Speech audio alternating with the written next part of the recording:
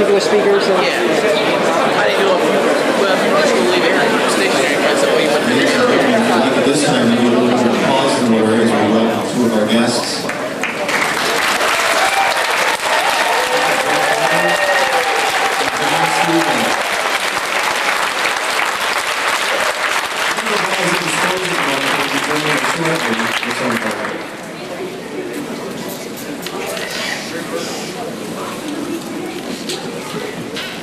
Mr. Bell, Mr. Michael Bell, the table is ready.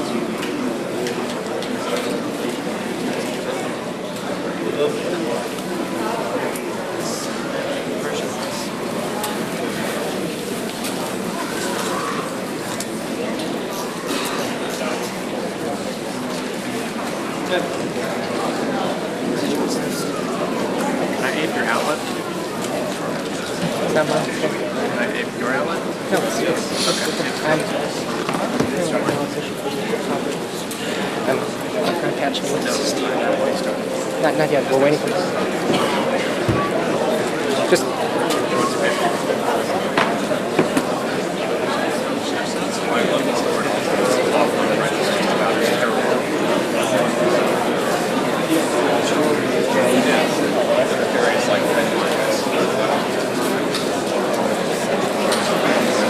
Looks like until Michael Bell arrives, we'll just be looking at you, looking at us, looking at you, looking at us.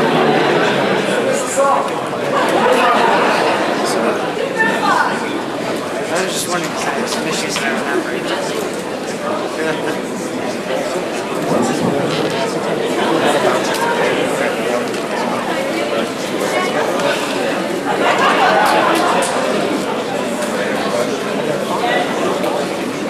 Yes.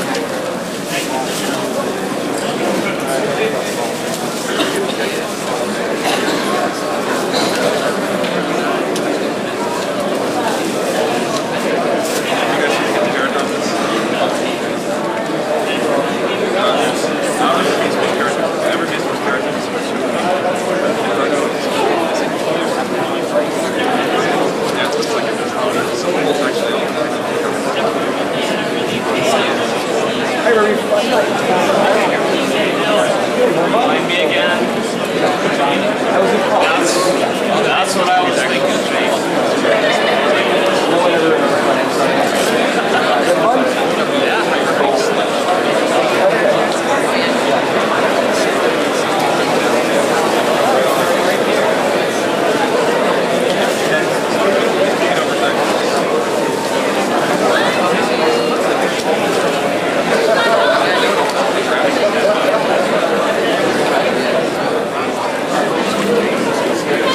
Bell, party of one, your table is ready. Michael Bell is ready.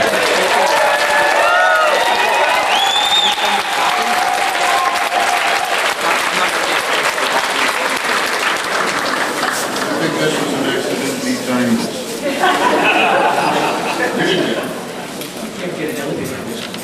I had to fly down from the second floor. So now officially good morning. I don't know if, where to wait. Is it us? It's us. Well, then we begin. I think we're question driven this morning, so fire away. But not Nice seeing you. First we have to say, Ikutsa, which I'm told is Cybertonian, so that's good morning.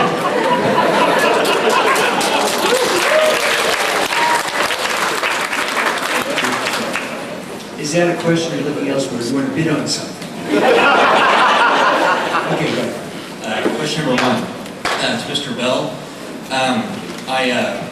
I've got the opportunity to get a job flipping burgers at McDonald's, and I was wanting to know if you could give me some pointers how to start that career. Pointers on how to what? pointers on how to start that career as flipping burgers at McDonald's. Or I've also got the opportunity to get a job as an usher in a Chinese theater. Well, you're starting right, because that's exactly what I did. Oh, really?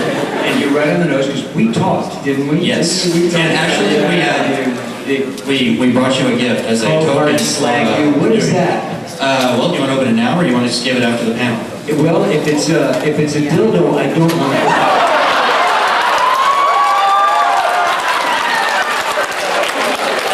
It's funny you bring that up. Because the guy we got this off eBay told us that it was a Swoop, and then we got it in the mail, and well... You're serious? Get that up here right now. My own Swoop.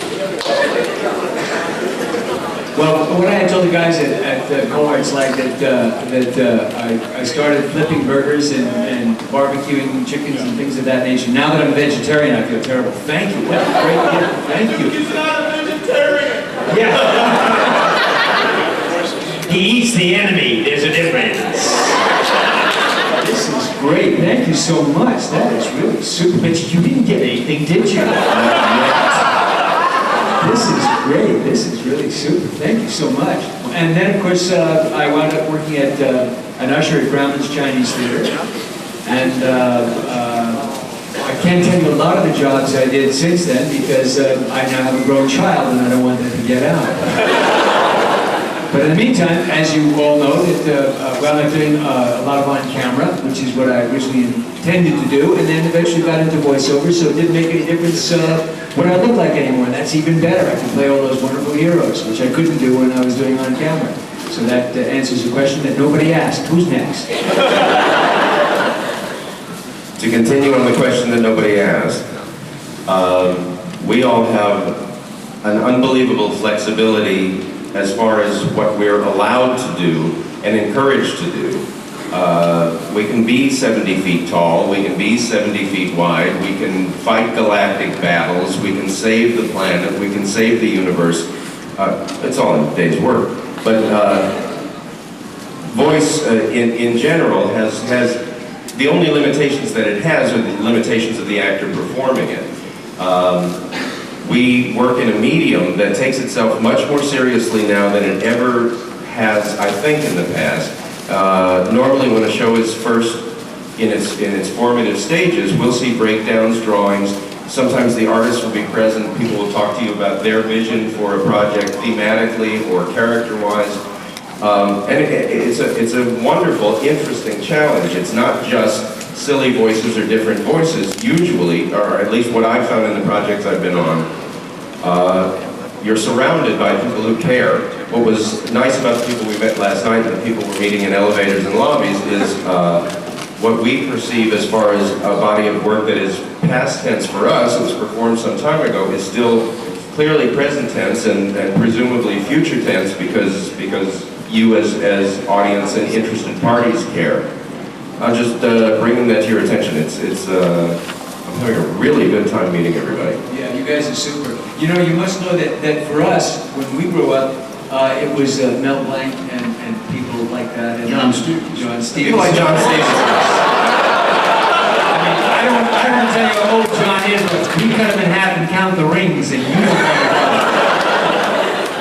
And you count the rings.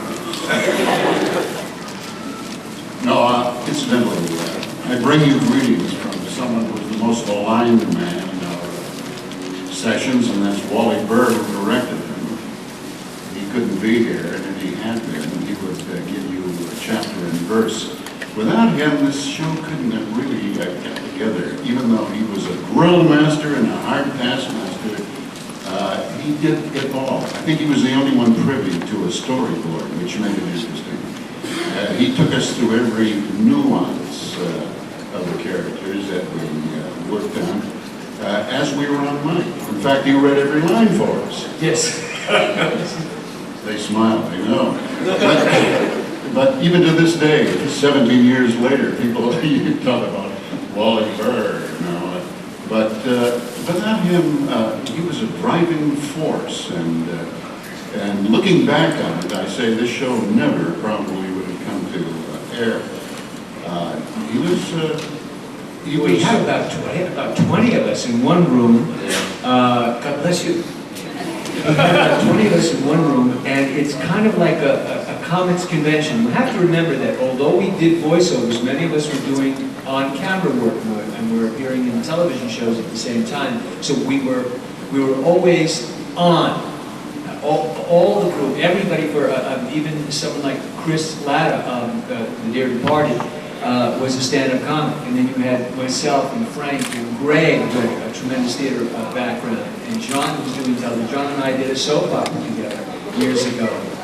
And he was the killer, and I was the one who was going to find out that he was the one who was killing his wife, as I recall. And we, all of us, were what we referred to as, Susie expression, voicing off. So we all sat around and just joked and got silly, and Wally had to keep us in tow and keep us focused in what we were doing. And then, as you can see by some of the programs, we've done 6 or 7 voices, and then we, at the same time, I think somewhere around there, correlated with G.I. Joe, and we had other shows at the same time.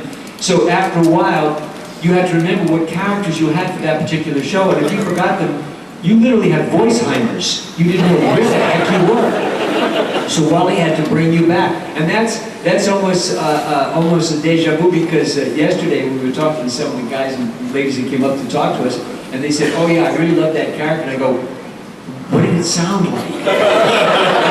And you knew, you described it. Oh yeah, this one sounded like Clint Eastwood, and this one sounded like Deep Blue. Oh yeah, then you brought it back, and then we could remember what it was we did for those particular characters. So thank you for bringing me back to that. Well, there was such a thing as a reference tape, which they all carried, because you'd say, what did I do? What was that? That was 2 weeks ago or 3 weeks ago. And they were new to us. The characters were new to us, so at the time. And after a while, you got into it and you had a memory of them. But the reference tapes we didn't have the last night, and when you asked for a certain character to be reproduced for you, we had trouble with it sometimes. Even with the voice references, it's still, you can't underestimate, I'm not underestimating our contribution to the show, to the characters, and to literally animating these visual characters. But on some level, we're the bottom of the food chain. We're given the words that someone else has honed down and made work. Wally Burr, on the other side of the glass, was the only person with access, aside from the producers and consultants, who had the big picture and knew how things fit. So when we would literally do war on the other side of the glass, and he would push us and push us and push us for performance above and beyond, he was the only one who knew what that was to marry with later in an animated state. So he worked us hard. He was a drill sergeant. And that brings up another interesting point, because as far as reference tapes, I was talking to somebody about this last night. One thing actors and voice actors are always cautioned about is don't deliver anything in an audition that you can't sustain. When I got Grimlock, they said, we have good news and bad news. You got the part! Now for 70 or 80 or however many shows, you need to sustain that. I'm not of the opinion that you should do anything performance-wise by holding back or restraining. I think the real freedom is just in letting go. So I always trusted that it would be there, and it always was there, but it was a drain. But you gave me blood. You had something with blood on the windows there. I remember that. I think it was Michael who retrieved my tonsils, which were stuck to this big, Wally's on the other side. He said, could you make that even bigger? Wally wanted me on our side. You make that bigger, and you eat. That's not big enough. God, this is just a human being we have here. Oh, no, that's not true.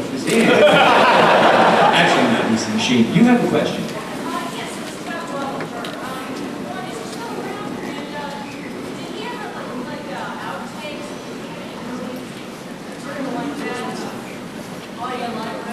Well, his outtakes are now on the porno channel. Because you don't want to hear the things that we said. Wally's still alive, well alive, and in the valley. Yeah, I must have Cliff Notes somewhere. It would be possible to, his company is still called Wally Burr Recording, I do know that most engineers keep a 1/4-inch tape running on sessions, and sometimes it winds up on a Christmas reel that you hear at a party, sometimes it winds up on a shelf, sometimes it's disregarded, but maybe your interest would encourage them to find it. It may exist somewhere. Yeah, you would hear something that in the course of doing a session, we would turn around and I'd say to them like, Oh, Grimlock, you got the bluest eyes. I bet you say that to all the Dinobots!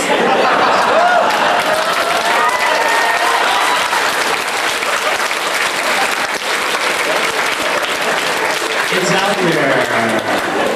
Oh, Wally is very much alive, and he just returned from Europe where he visited the scene of his D-Day +4 landing on Utah Beach.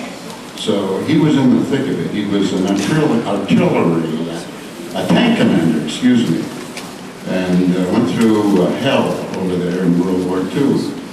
So he was, it was an emotional visit for him, and the fact that he just got back from Europe, he wasn't looking forward to another trip, but he sends his love. And, You'll get to meet him. You'll get to meet him. He's a very interesting guy.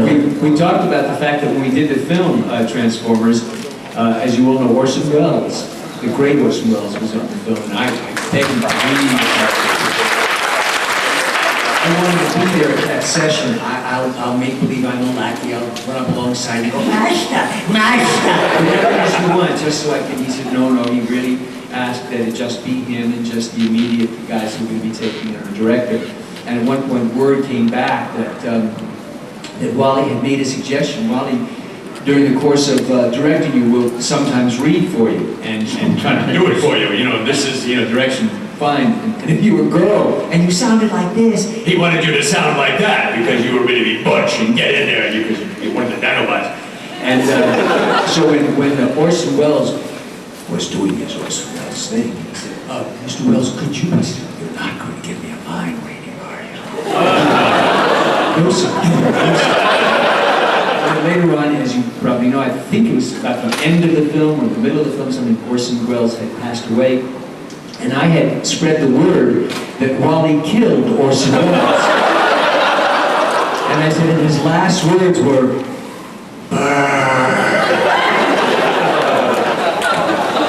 and that got back to me, really took it well. It's a terrible thing to say. Yeah.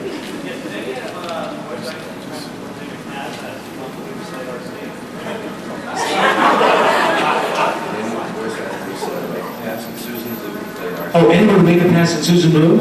They're dead. Yeah. It's really sad. I thought his last words were Rosebud. I think it's appropriate that Orson Welles' last part was as a galactic entity, because he nearly had that stature on Earth. And you, yes.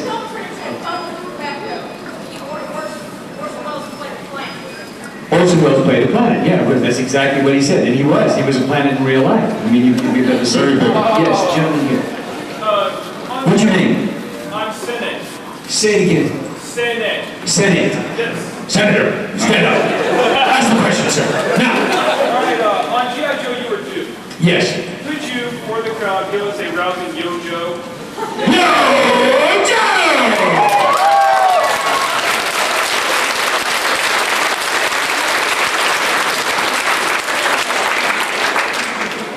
Was that it?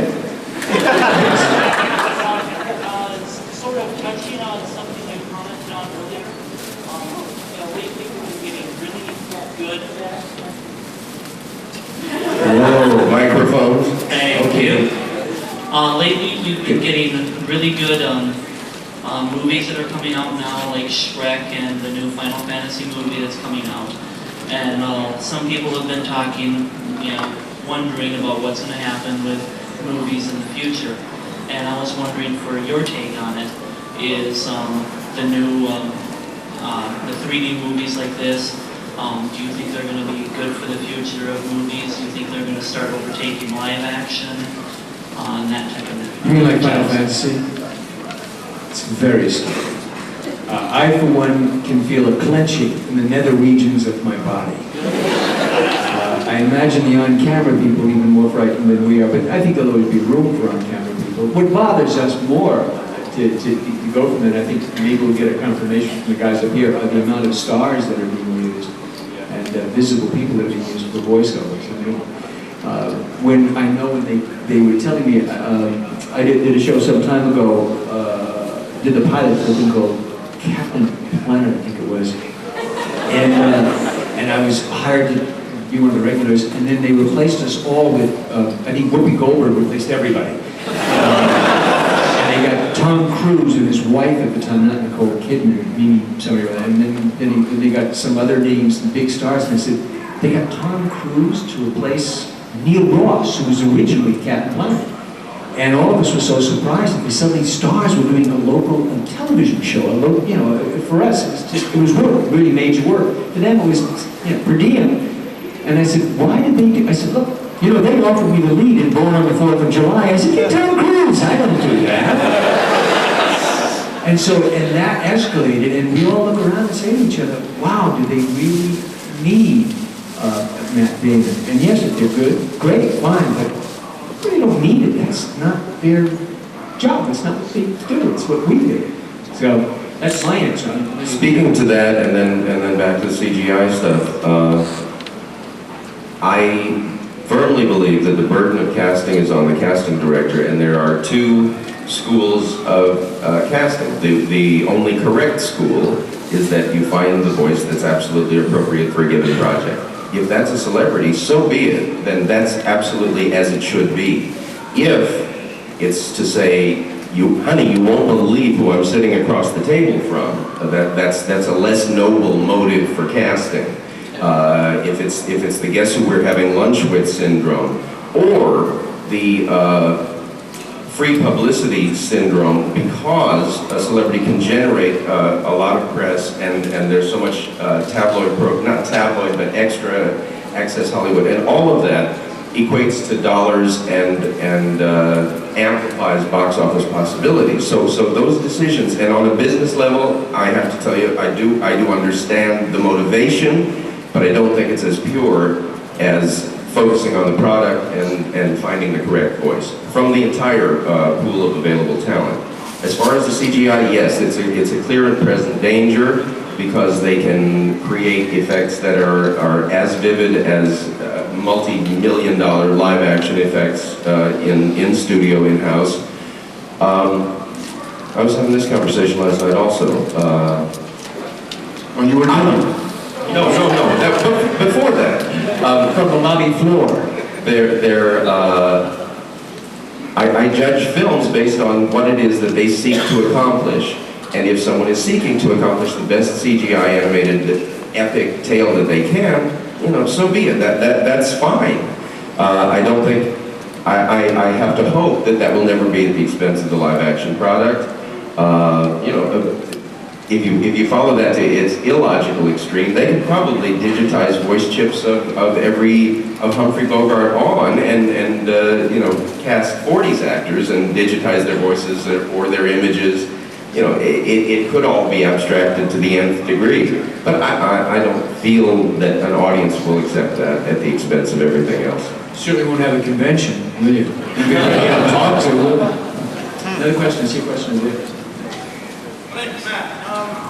Given that all that you said, I can suggest. Give him the rectal mic. Yo, Matt. Yo, Joe. Gentlemen, given all of that, how does an aspiring young voice actor get involved now?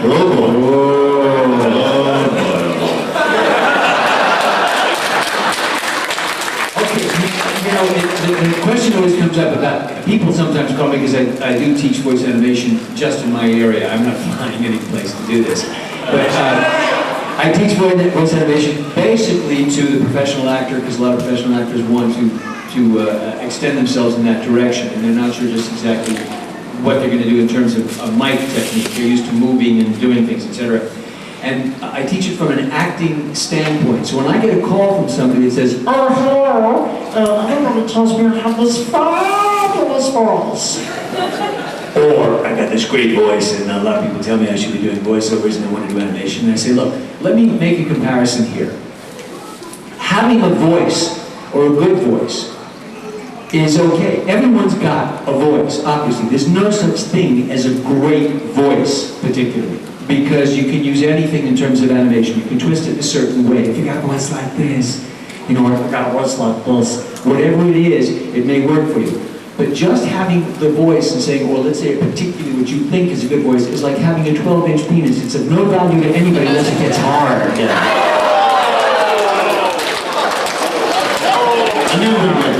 So, the point is, you study acting.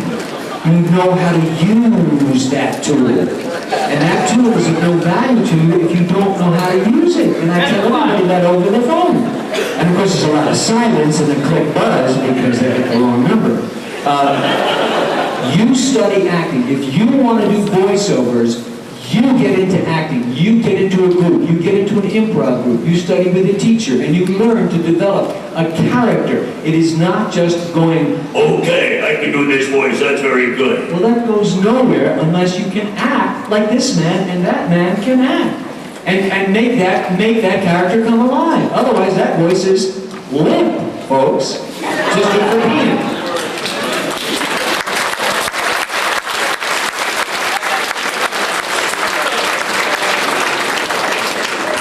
Speaking to that, as far as the nuts and bolts, it sounds cryptic, but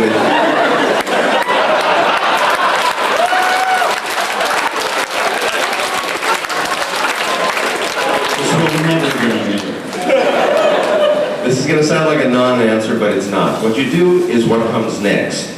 If you're in need of those classes, if you're in need of expanding your abilities as a performer, then you do that next. If you're in need of a tape which you don't yet have, you do that next. If you're in need of really, really looking at what you bring to the table and making sure that you have something distinctive to offer, and that's where that voice that sounds like no one else absolutely works in your favor. At some point, you get off the bus, you knock on doors, you make mistakes, and you wait for something good like an opportunity to happen. I had an acting teacher who said, if no one can talk you out of this, maybe you should do it. If anyone can talk you out of this, spare yourself. It's a hard go. The no's so far exceed the yeses that it tests your mettle every day. That never stops.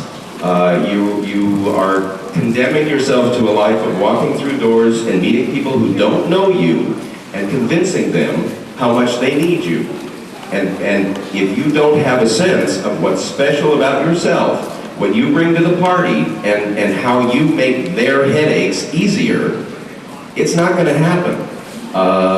You know, we are all sizes, shapes, and colors, but this is a career for a brave person. There is ego involved in the best way, not the worst way. But you got to know who you are walking in the door, because they're not going to tell you, and they're going to wait for you to make it clear to them. And I broke into animation with a great teacher, and that was Joe Barbera, Hanna-Barbera Productions. He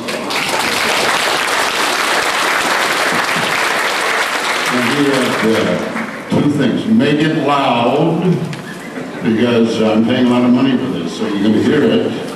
And he leaned heavily on impressions. He loved impressions of people. Dawes Butler, who was Yogi Bear, and this and that, and they were all takeoffs on known people. And if you could do that for him, too, he would say out of the blue, he'd call me on the phone and say, can you do... I said, I don't know, Joe, I've never tried. And he said, well, try it. And I had to give him an audition over the phone. And he said, that works, and I come in and do this thing. And I went places I had never been before, and it worked. Only because of his encouragement and his buying certain things that I tried, sometimes for the first time. But it was also, I found, interesting to have a handle to go back to the next week. He said, I did this. It might have been a bad Katharine Hepburn. No, you could actually do Katharine Hepburn as a male and make it a sound that was acceptable. I'm pulling that out of the blue, but nevertheless, it was a handle that you had for the next time you worked the show in a series, we'll say. You could grab onto this and go, and maybe expand on it. A lot of characters that started out, in fact, one story Joe told, and this is true, we were working at Flintstone, and Mel Blanc came back after our hiatus. We would do 39 shows, take off, come back and do 39 shows. And Joe said, "That's very good, Mel, but it ain't Bonnie Rubble." And Mel, because he had never been told that it wasn't on the nose, and he was right. Joe was right. He had an infallible ear. And he brought him back to what he was supposed to be. So if it can happen to Mel Blanc, it can happen to anybody, I guess. But you have to commit yourself. You must commit yourself. One of the things I teach is plagiarize, don't plagiarize. That's why God made you, so you plagiarize. And what you do is, I teach my class and I say, you watch AMC movies, watch the old characters from the 40s and the 30s, because they were very specialized. They had qualities that you don't see a great deal of today. There are some today, but not as much, that have a special wrinkle to their sound. Supposing your girl wanted to had to play the character of a bimbo, okay? I would suggest Judy Holliday from Born Yesterday. Because she talked like that, right? And then you have Bullets Over Broadway. I think it's Meg or one of the Tilly sisters. And she's got that sound over there. That is sort of your standard basic. So you wind up not only developing as an actor or an actress, but you also have to know where you're going with that character. When you look at a sheet, and they give us a sheet and they say, okay, this is a turtle. What are you going to do? My first concept is, and I think for many of us, is who would do this if this was an on-camera? Would you have Strother Martin? Who would play this character? Would be a voice over here? You know, perhaps he talks like this. Means it's a turtle that talks like this. Maybe he talks like this. Absolutely. And you've got your choices. You've got your areas to go with it. Who possibly sounded like that? We talk about Dawes. We talk about Yogi Bear and those characters. Those were, to my ear, and I imagine to Dawes as well, if you remember the Jackie Gleason show, it was Art Carney. Hey, all right, how you doing? You know, that's where a lot of that stuff comes from. It is a form of plagiarism, but they got it from somebody else.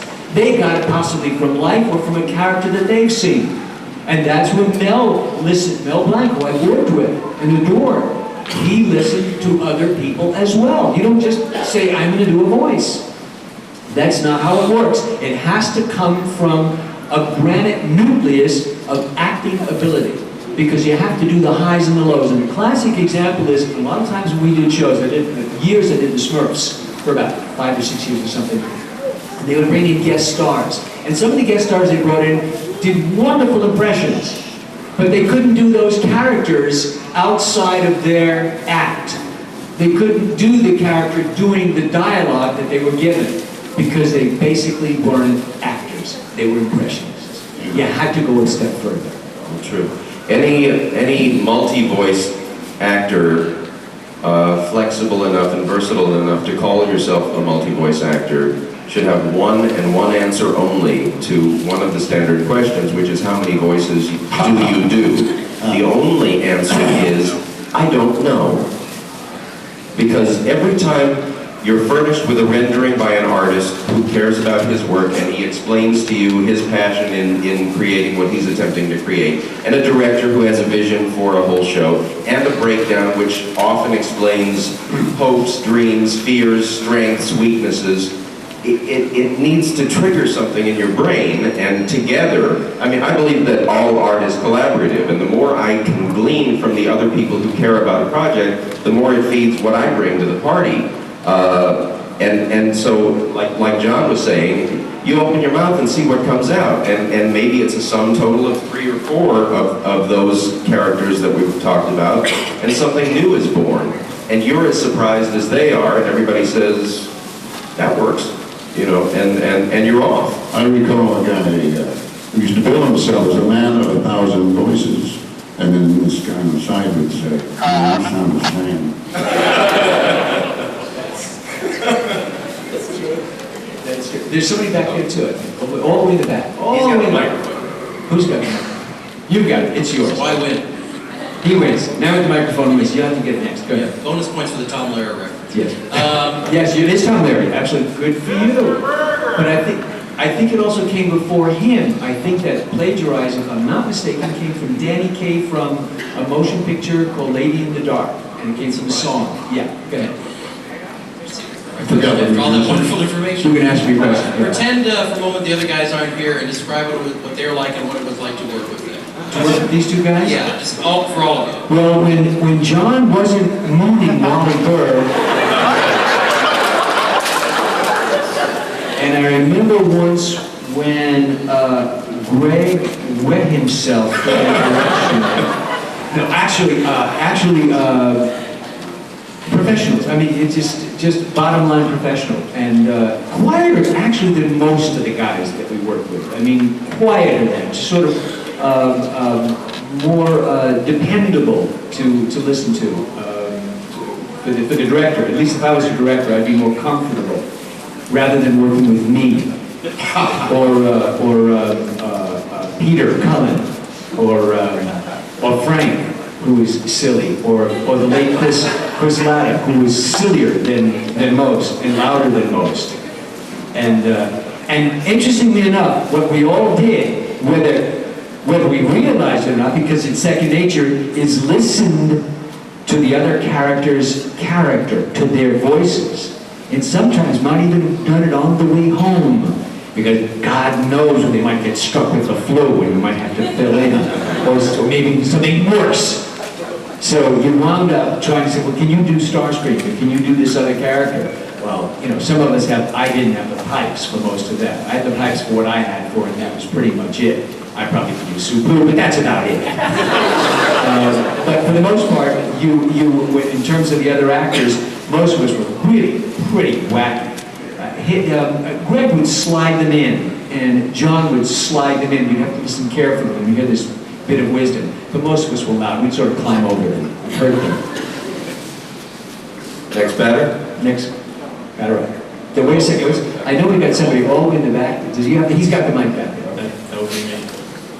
And you are? My name is Charles. Okay, Charles.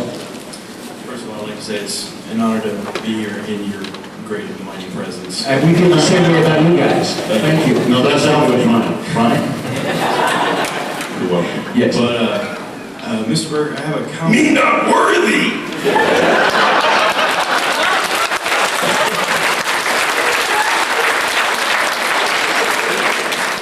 I have a comment on something you said earlier. I honestly believe that voice actors are not the bottom of the food chain. The writers, yes, they make the words. But the voice actors bring the passion. They're the ones that deliver. Not the right. Thank you, and I was trying to clarify that I'm not underestimating that contribution, but we are furnished with the words that someone else labored over. We're in session to bring life to that and breathe life to that. Yes, and I believe that each and every one of you have done a marvelous job with the characters that you've done over the years. Just a marvelous job. And one of the questions I have, one of many which I probably won't get to ask, but how exactly do you get that one particular tone or pitch for that character? Like, how did you come across for Grimlock? How did you know that was Grimlock? I've been sort of taken from the time I used to ride the bus with my mom when I was little by the way people's faces were constructed, and I remember this as an early memory. And I would engage people on the bus in conversation to see if they sounded like I thought they were going to sound. Are you my daddy?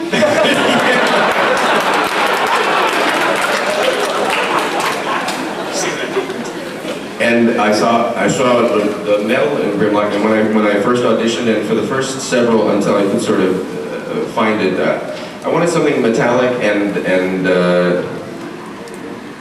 not too high in the IQ or robotic gene pool, and the rest was fishing with. And I think the other thing that I probably tried at the outset to bring to it was sort of this stupidity and nobility in the same entity. And I think the whole Transformer phenomenon, there is sort of a responsibility that comes with that much size and that much strength. And if it's used for good, then it's good to the 100th power. If it's used for evil, it's evil to the 100th power. And that's the dynamic of light and dark.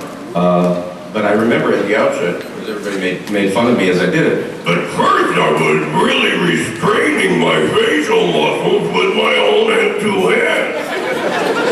Oh, Gary Owens in that shot.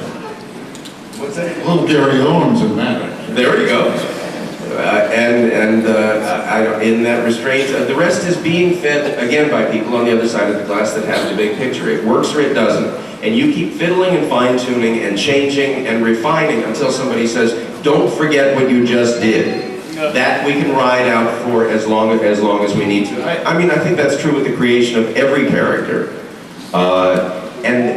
Tennis players say there's a sweet spot on the racket, and if the ball hits that sweet spot, you never forget what that felt like. You may not be able to find it every time you want to, but you know where that zone is, and you need to lock it in mentally. And that's an ability. I don't know if that's teachable, but you recognize it when it happens to you. I'm learning. And you also take the character sketches and the visual effects of that character into consideration when you're developing the attitude as well? For me, I'm totally visually oriented at the outset of a project, and I try to figure out what that face sounds like. And the rest is all just internal workings, and I don't know if I can translate that into words that are tellable, but it just triggers things. For any of us, I mean, that is my process, although it's not explainable. To think about that for a second, because the writer writes a long biography sometimes of the character. It gives you information, so much information, you'd be hard-pressed to do that on an audition. There's so much information of what they feel like when they go to work and how their reaction is to somebody else, etc. And then you need really the basics. And what, for me, is often the basics is the picture. Like for Gregg and for most everybody. Assuming that a character has an underslung jaw, they're not trying to talk like the character's like this. So he has his underslung jaw, etc. And that makes it work for me. If he talks out of the corner of his mouth, he's going to sound totally different on mic than if he speaks like this. And that will happen. So I worked with Buddy Hackett at one point, and they couldn't get the sound right. And he said, "No, you got to mic me over here because that's what the sound comes." Dude, where's the microphone? The microphone's over there. Okay. Hello? We can hear you. I actually didn't turn that off. And your name is? Kat. Kat? Yeah, me and my friend are really, really big fans of Prowl, and so we're wondering if you could do, in Prowl's voice, his response to getting hit on. His response to what? Getting hit on. Getting hit on. Okay, your room or mine?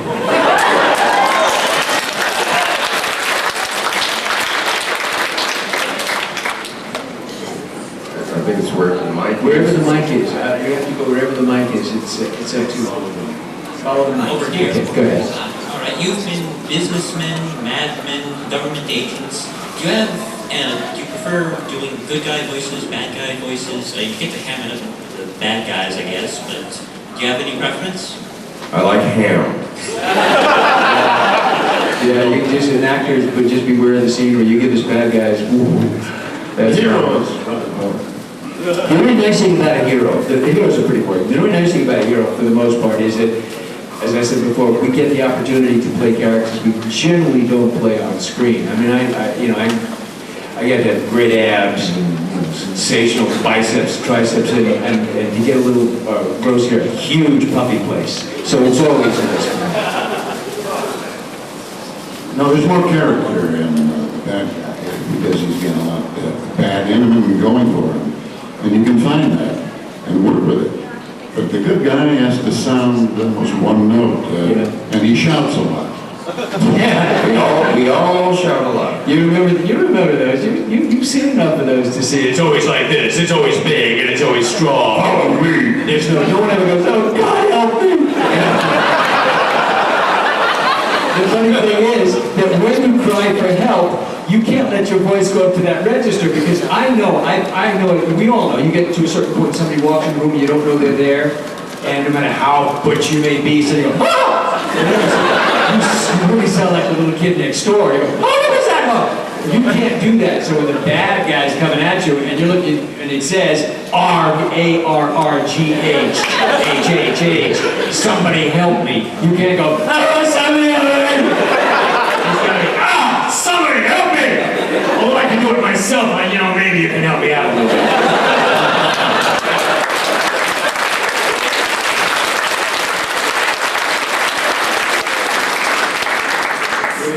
Where's the mic? What's your name? Srini. Srini. How do you spell that? S-R-I-N-I. Okay, good. This is for Gregg Berger. Yes. Duckman and Transformers are like my favorite shows ever. I just want to say you did an outstanding job of both of them. Since Grimlock and Cornfed are probably the least and most intelligent characters you ever played, respectively, personality-wise, could you do an impression of the two of them meeting for the first time?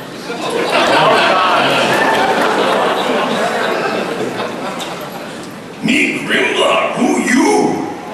My name is Cornfed Pig. What planet are you from? Me work with many beings and Constructicons and entities from many planets and galaxies. I work for a private dick named Duckman. You pick up check for Grimlock lunch? Yeah, I can promise with that.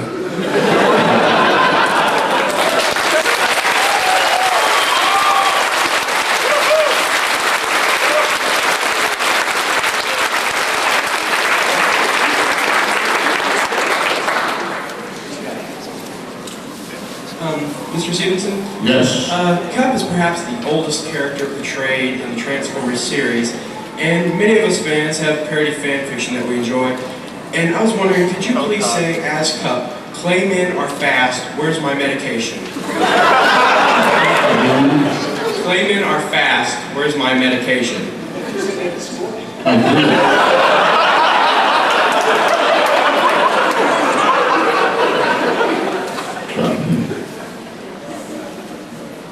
Claymen are fast.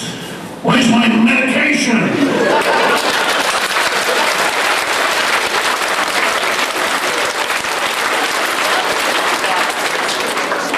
Hi, my name is Sim.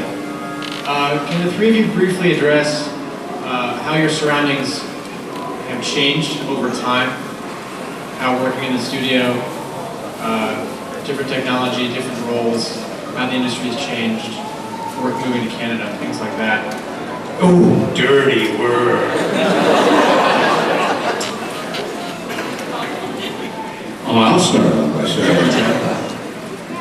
by saying that there's really no heart. The heart is being taken out of the animation industry, I think. The fun. It's mostly get the product out and get it on the screen, and some of them, there are a lot of holes in it. There isn't the artistic approach to what we do or did. It's done piecemeal. You sometimes don't see the other people that are in a particular episode you're working, and that's not fun. We used to, and in some cases they still do, work the show from the top to the bottom, and there's interaction, interplay, fun when you're not on mic, when they're setting things up. It's an experience that you enjoy and you walk out of high. Now it's get there, get in, get out, and collect the check. I think. It's Taco Bell. It is now Taco Bell. At one point it was a boutique kind of business. We would sit down, we'd sit at a long table, and we'd all read the piece first. And the director would take you through it, and no matter how big the cast was, and you would work on those, you'd have those characters ready as you read your script. Don't forget, you had your character. This was some time ago, you owed them 3 voices. Now you owe them 2 voices for the price of 1. We worked on that. But for a long period of time, we owed them 3 voices, so you had to be prepared to do 2 subsidiary voices and a major voice, and maybe 2 major voices and a subsidiary voice, all for the same paycheck. That way they didn't have to pay 2 other actors to do those other 2 voices. So you really had to be versatile. And under the circumstances, when you sat down, you had that script, and you worked on all those different characters, and you pulled them out of your bag and you had them ready. And you were able to interact with the other actors, and you got to play, and you got to have a good time, and then they recorded, and it was more family-oriented. Now it's cold, hard slap. You go in, you do it, there's often not another actor with you, so you don't know what the other actor did that your reaction is to. So let's assume that they were being obsequious, or let's assume they were being sarcastic. You can react sarcastically, whereas you don't know. You have to depend upon the director who you don't always trust. And then you wind up sometimes giving a performance, and then you see it on television or even in a film, you go, that's not the reaction to that. That's not what my character would have done. It's too late. It's up there. That's what John is talking about. And that, you want to think what you're doing is artistic to some degree, and that it's all working as a unit, and it doesn't always happen. When they cut it together and it works that way, you don't know the difference. So many of these questions like that when we could talk for an hour on these subjects. I've had the great good fortune and luxury of working on The Simpsons. I understudy Sideshow Bob, Kelsey Grammer, when he's not available to do table reads. They still maintain this process that we used to be familiar with, where it starts with a table read, it's refined and refined and refined, and even on record day, you record a scene and they come running in with changes to the scene from what they just heard. Refine, refine, refine, and days before it goes to air, if there's something slightly topical or suggestive that they can add, you go back and you refill those mouth flaps with words, a better joke, or whatever. There's a reason that they maintain the standard of excellence that I feel they do. What I resent is even studios like Disney putting out a one-line audition for a character, and you have no idea where he's coming from. You want to give them at least 4 shots at it, 4 different characters, but you can't always do this. They want one voice, and they're going to live and you're going to live and die with that, whatever you do. I wanted to stay on this subject for a minute, and then I do have a response to the Canadian, some of the flight of the work to Canada. There are a lot of, at the moment, artists who are being drawn into the process because their work is good and they may be young, just out of school, still in school. Cartoon Network is pulling in a lot of artists, and a lot of times they're given more autonomy than I think even they may be looking for at that stage of their career. So having created a character, that doesn't necessarily make them a voice director of note yet. So sometimes there's a process of fishing around or trying to make it happen too quickly, or inability to communicate. That's a special skill, especially actor-directors who direct actors. There's a language, there's a shortcut to getting what you need without telling someone how to do it. Painting a picture for them so the director gets the result he wants, the actor is happy with the result, and the product works. Also, there's a good side and a bad side to these splits, mostly bad. Men in Black, we do all ensemble. It's all full company record.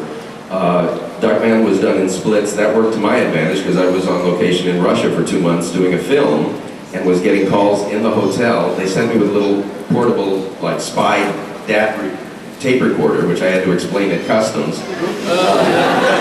But they were calling me in my room in Moscow. I was recording tracks from there, sending the digital audio tape via Federal Express, and being cut into the show from 8,000 miles away.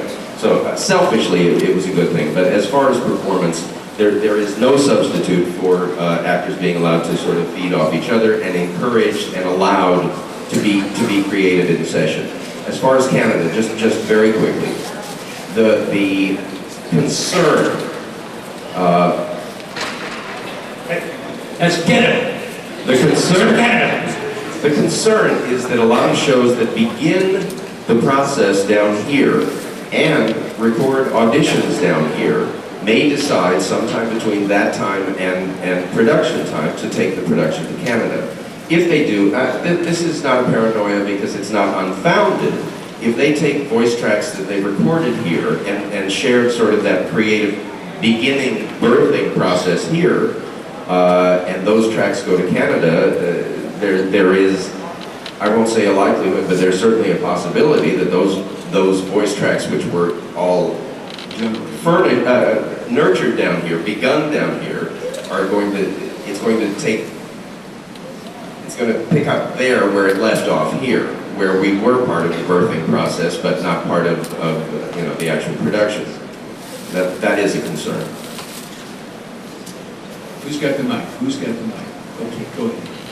Hi. First of all, I'd like to say it's excellent to have you here. It's nice to see the G1 voice actors from the Best of the Transformers series.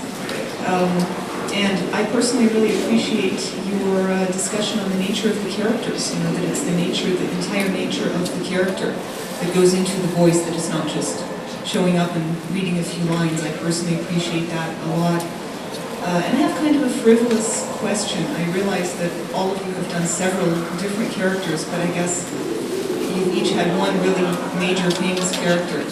We have essentially Thundercracker, Grimlock, and Prowl.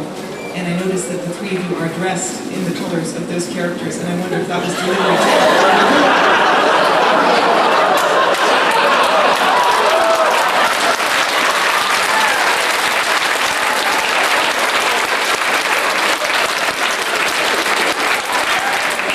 Grimlock wore hot pants?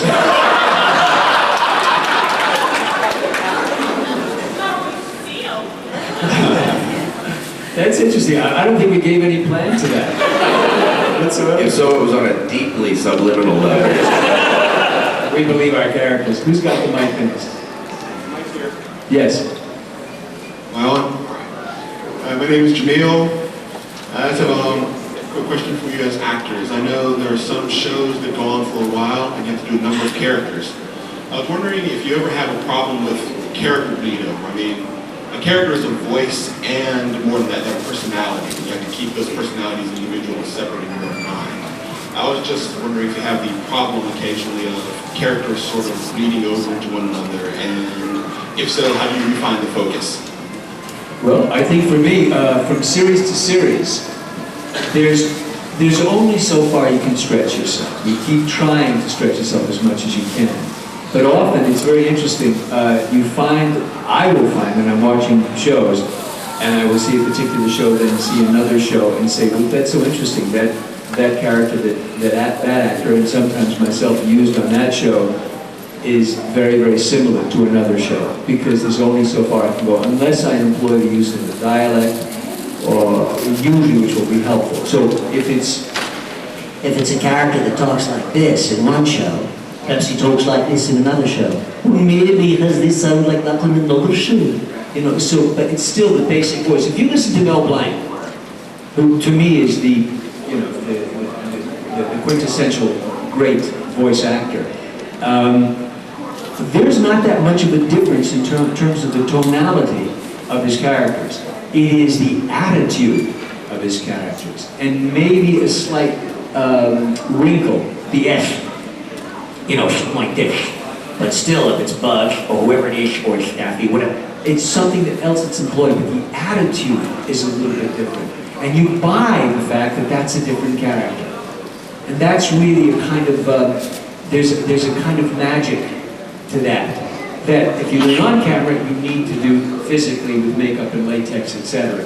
Where we, as Gregg pointed out, we paint the picture for you. If you couldn't see, you would know who that character was. If you couldn't see us. That's how we teach. There's an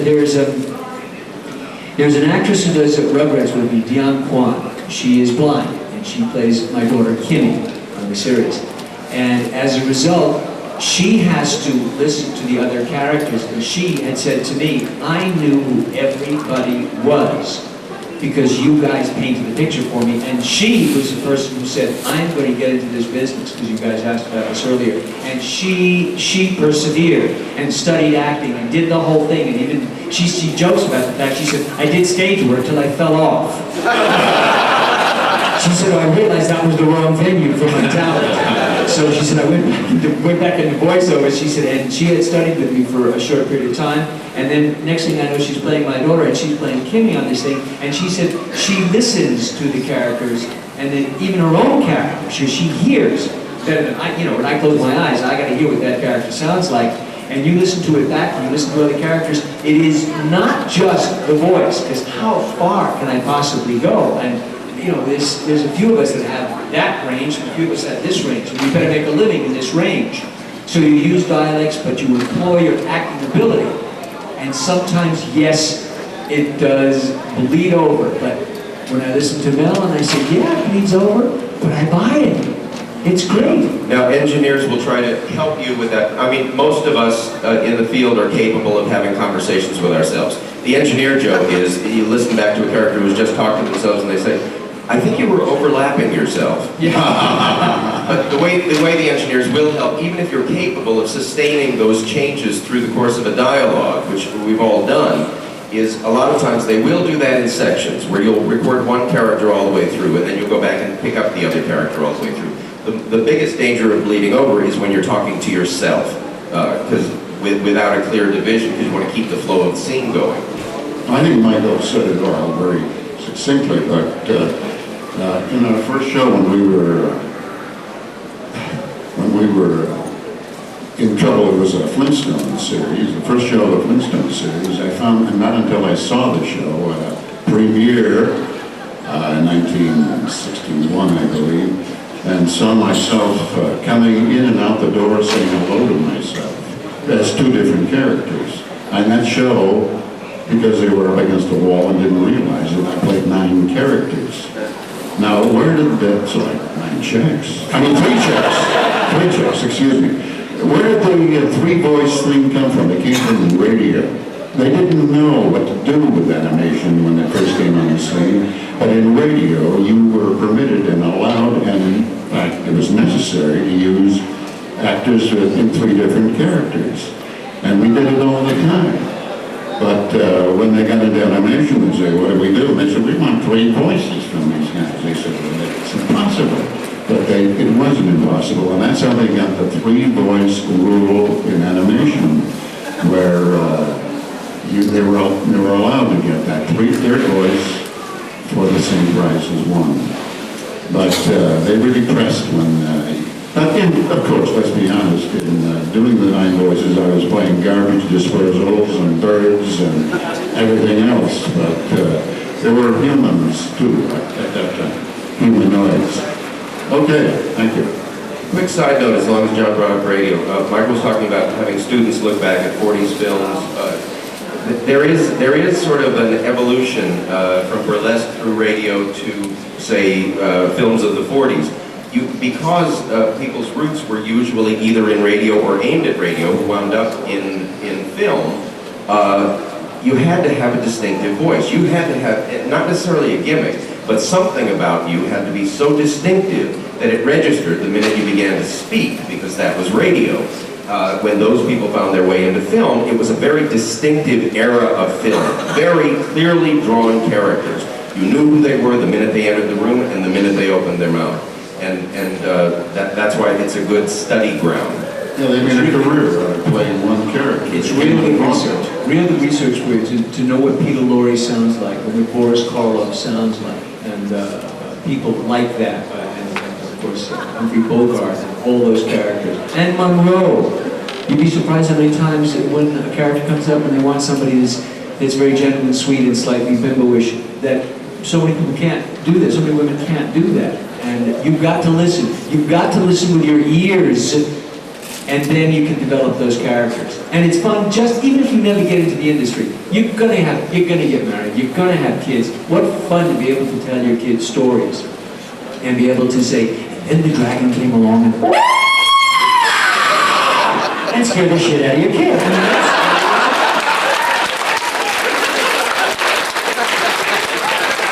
mean, where's our next person? Where's our next person? There we go. The microphone. Hey guys, thanks for coming. John, I noticed when you were asked to do a line from Cup, closed your eyes. I know you guys have all done so many thousands of characters before, the Transformer ones that we're most probably interested in. I wondered if you might shed a little more light on things, you closed your eyes and you got yourself immediately. I mean, your voice just changed. I mean, I went from hearing, I think your natural voice a little more Alpha Trion, and then all of a sudden something just clicked and you were Cup. We heard Cup. I wondered if you might expand, each of you, on what things specifically in the Transformer characters you did you were told, you think in your own mind still to this day, if you're thinking about, I want to do Bombshell, I want to do Skyfire, what things do you think of? Okay, big check, but if each of you can do that, and if we can... big check. Big check. And as much of it as you can do in the voices. We love the voices, more voices. Well, I couldn't run, thank you, I couldn't run the gamut of the characters. I did 6 different characters in the show, and some of them have been lost in my mind. I was reminded last night by some very kind people that their favorite character was Huffer. And I said, Huffer. And she brought me back to where he was. She gave me actually direction as a director would. And so I did it, and she said, yeah, that's it. I said, oh, good. I had no idea. But mostly, it's tough at this stage, 17 years later, to regurgitate these voice characters. But the one that was probably closest to me was probably Cup and maybe Alpha Trion as an older person who was very soft-spoken and understanding and carried on, and nothing rattled him. And then there were one-shot characters that I enjoyed very much. The Gambler was a one-shot as Bosch, I believe. He was an electric sort of character who talked like this and took everyone in. You love gambling. It was mostly Shakespearean, I would say. That sort of thing. So he just fell into the grooves. But when it comes to the other ones, I did have to close my eyes and remember who he was and when he was. So when it comes to 6 characters and bringing them up like this, if this were 1983 instead of 2003, it is 2003. I would probably have a better opportunity to be on the nose.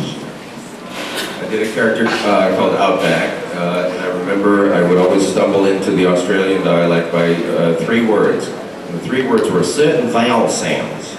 There's certain vowel sounds that just throw you into Australian. Long haul was a big yellow dump truck, a lot of these, thems, and those, and essentially no respect. Skyfire was a very interesting character, and I remember being particularly impressed with not only his size, strength, and stature, but his battle of conscience. If this is BotCon, he was the original con bot.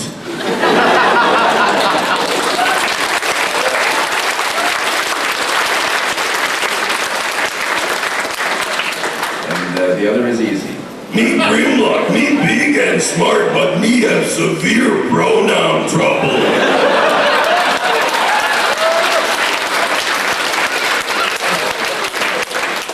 I'm at a disadvantage because I got some help last night when a group of really super ladies cornered me and said, do Prowl, the other super ladies, and said that it was in autumn. No, it was autumn.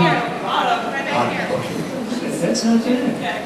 Back there, okay, autumn's back there, and this is the winter, spring fires. Okay. And they said Prowl, and I said Prowl. They said it was soft, and of course it was right over there, early Clint Eastwood. And then, of course, I remembered Swoop, because I did a lot of Swoop, as I recall, in this particular show on Swoop. Which was Swoop! Ah, yes! Me, Swoop! Which is, I think I'm illegitimate Grimlock somewhere down there. Now, I must be honest with you, I can't remember First Day Bombshell and Scrapper and Sideswipe in my head, because you had to come up with it. Then, as they say, they go, okay, do this, well, you're going to do this character. And say, we talked about imprint. Well, let's see, I did, okay, I did this. And I did this. Maybe I make them deeper here, and I'm not going to conflict with his pipes because I would need an injection for that, but I'd still, get it down here. And maybe someone's up here, someone's in this area here. So I was all over the place until I could lock in, so I really can't tell you exactly where Sideswipe, Scrapper, Prancer, Dancer, and Vixen sound like. Actually, maybe you'd have to remind me. If you remind me, maybe I can come up with it. You found what? Well, Dr. Fujiyama, obviously because his Japanese background would have, that sound.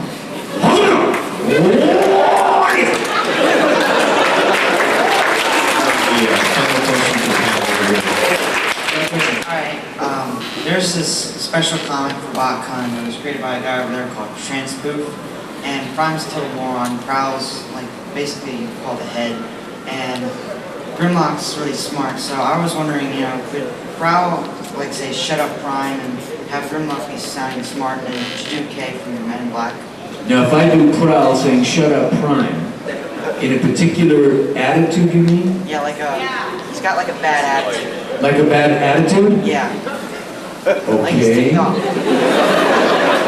So shut up Prime with a bad attitude. Okay, stifle it, Prime. I'm at it, man. Shut up.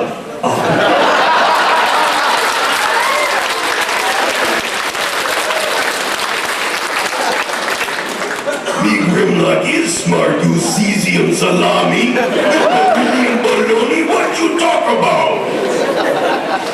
Sounds like the Crips and the Bloods. That isn't funny talking about earlier. It's having a bloodbath. Afraid of having a local bloodbath. Years ago, a Rivera show, and dinosaurs were involved.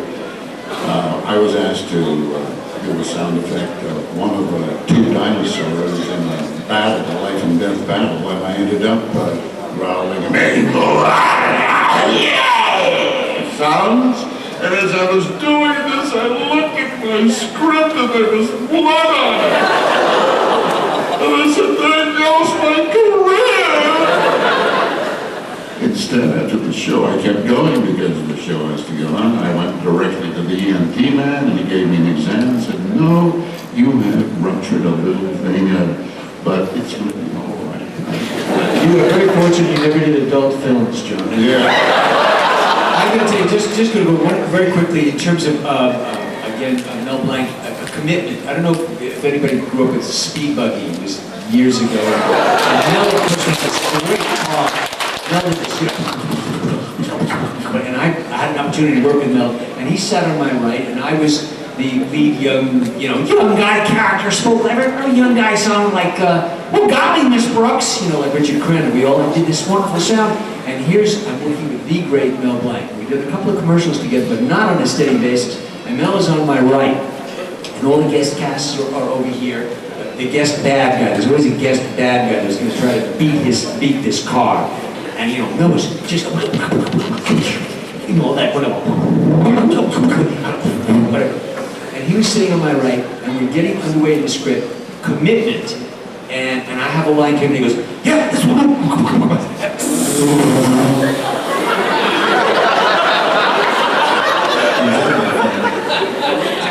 And I'm sopping wet. And Mel, there's nobody else in the room. As far as Mel goes, he was never there. And I'm sitting there, good God, and I've got a whole show to go. And here we're going on with the show, and he goes, okay,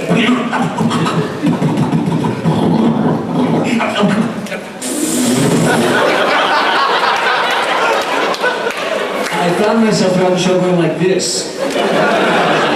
Something left going, pushing me out of the way. So the next show Now I get to tell this story. The next show, and at the end of that show, I was a towel. I mean, it was like doing stuff like I never wore short sleeves again. And I was with flannel and a towel over there. And I would never say anything to him because that's what he does. The next show we had come in, we had a bad guy come in who was a guest star, was my friend Alan Oppenheimer, who's great fun to play jokes on. And I said, Al, since your stuff is basically with Mel, why don't you sit next to him? So Al sits next to him, and nobody else knows. I'm not sitting to anybody else in the castle. We're all a seat down, sitting. It's like radio. We're all sitting opposite these mics. They're in Hanna-Barbera, these long chairs, etc. And we're starting. And I'm looking at Al and just wanted to see his first reaction. And of course, Mel does it. And then Al is like this. Al goes.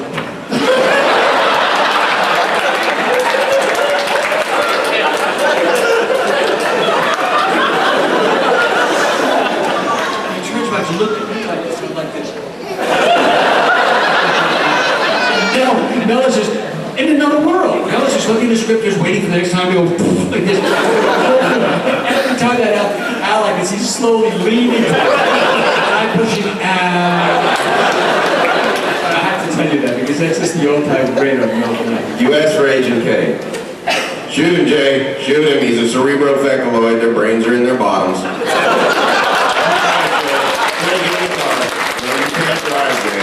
Give me the keys, Jay. Unfortunately with that, unless our guests have any closing thoughts or words of wisdom for us. I have some words of wisdom. Back to that question about talking about each other. It's easier to talk about the entire voice community than it is to talk about specific guys in it. I'm an eternal optimist, and I pretty much like everybody until they give me a reason not to. I consider the entire voice community that we work in to be so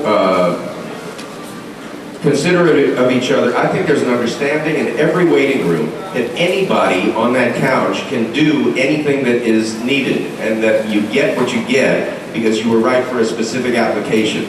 Not that you were better than anybody else, more talented, more versatile, or anything, just more right that day for that project. I think there is so much respect that I see, in addition to the fact that those lobbies have the best jokes anywhere in Hollywood. And for those of us who work in the on-camera community as well, I think there's a much more competitive atmosphere in the waiting rooms of on-camera auditions, because primarily, more often than not, it's going to start and end with a look. You got to look right. That's something you have to bring in. It's not something that you can add when you get in. You sort of got what you got. The rest is going to be told by the way you interpret the material.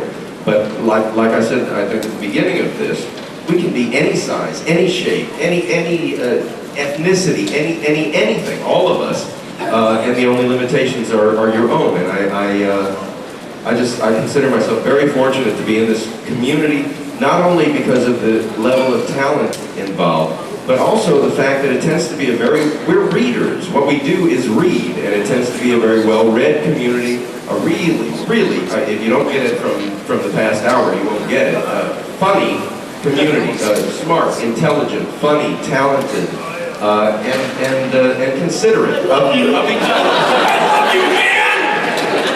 And you guys, thank you so much. God, to have fans like you, to have that kind of interest is really overwhelming for us. It's very, because we kind of put this to bed and thought, oh, well, that's it, we did that run to the next thing, and had no idea you were out there. Thank you, and thank you for my Swoop.